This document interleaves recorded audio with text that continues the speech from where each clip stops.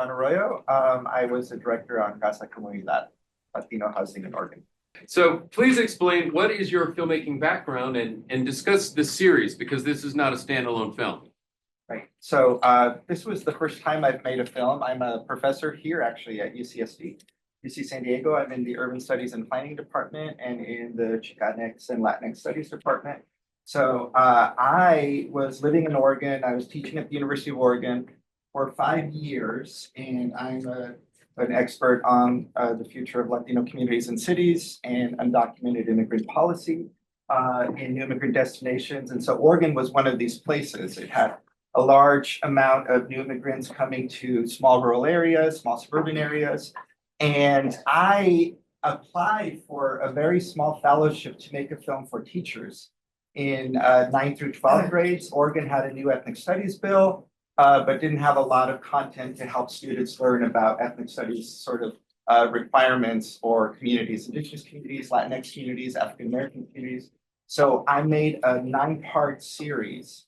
This is just one of the films in the 9-part series. And this series went all across Oregon. And every time we were in a new town that we had selected, we had a different angle to what Latino housing was. In Portland, it was Latino housing issues and gentrification and eviction. In a small town along the Columbia Gorge in Hermiston, it was about intergenerational housing and the COVID epidemic that happened at one of the processing plants up there. When we got to Southern Oregon, we decided we'd focus the Latino housing angle on the fire recovery from the Alameda fire. So all of our films in the series are 20 to 25 minutes max.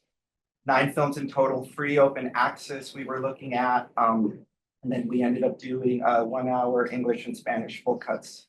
So I worked with an all-youth Latinx group, all from Oregon. We were all from farm worker, immigrant, mixed status families.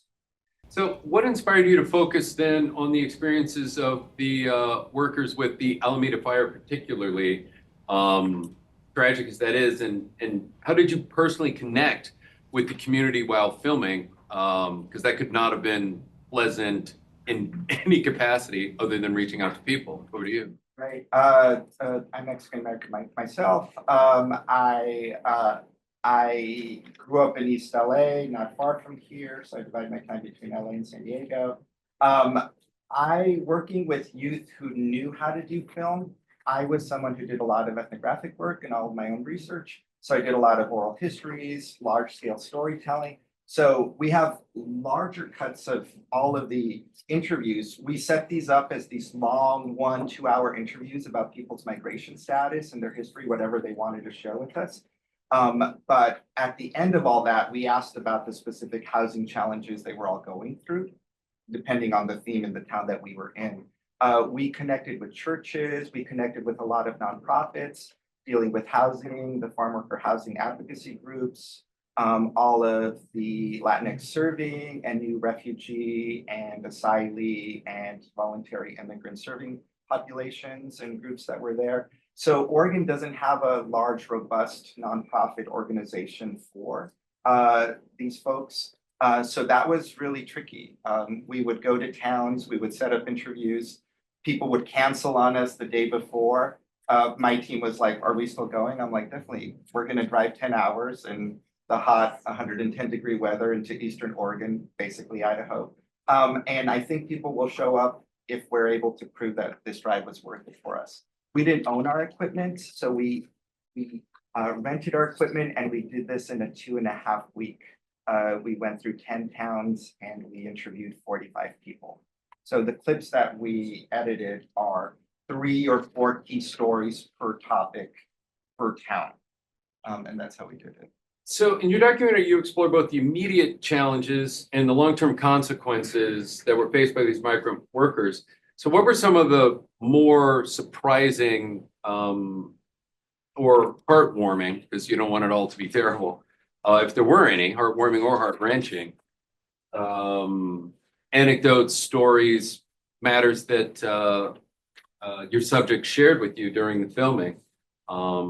And how did you, listening to these stories, get them to open up and share what had to be horrible and tragic?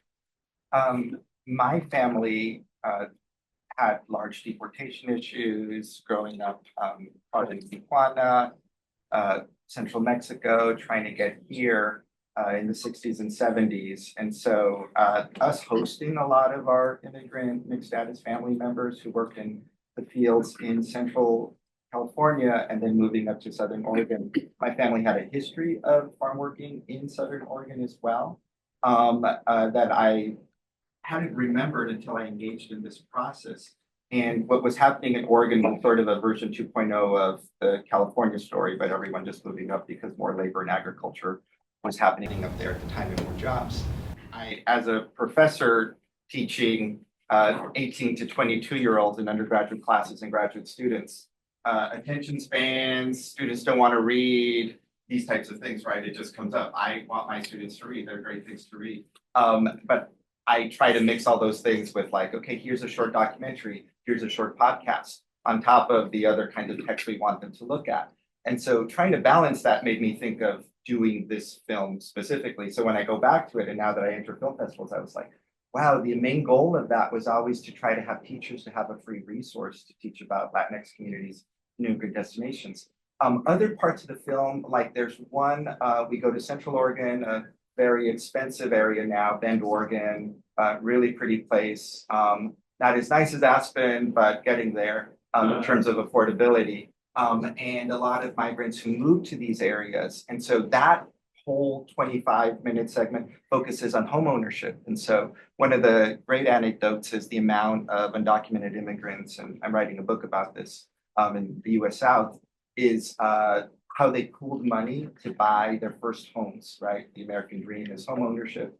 A lot of people still think that. I think that's changing drastically, and people giving up on that for many reasons. And so because of that, 2-3 families being able to own a house that they never thought they would be able to, even if they're undocumented immigrants, and the process they would go through that in terms of pooling money, working with community development corporations, thrift funds, credit unions, dealing with ethnic Pacific audiences, these types of very specific new policies. So those were really heartening things, even with the end of the Rogue Valley piece that we screened this morning. Talent Mobile Estates, I worked with this group to do a whole fire inventory survey because the town of Medford in Oregon wasn't willing to do a larger scale, sort of what's the state of housing now. And so these were former students of mine, actually, who later, that was a connection, who later said, could we do a community land trust? I was like, you can, this is not a new idea. Here are some other examples. And so at the end where Salinas is talking about, like, we brought together elders, they said, we got some money from the insurance, let's pull it together, let's own this. When we pass away, others like us who are other migrant itinerant farm workers here can also live here. You see it with single moms, you see it with LGBTQ senior communities, another project I'm working on. So so that was like really heartening to kind of just see a whole new form of advocacy coming in terms of even small scale. If you can just get 30 sort of parcels, pull them together, we own them, and then what happens and fight back FEMA. For me personally, my family lost a house in the LA fires, and I didn't expect that. In Altadena, I didn't expect that having done this would later lead to sort of putting myself in the situation that the people I was documenting have been through. So every time I rewatch it, it gets me because it's like I know exactly what they're going through. It's a human story. Thank you, John.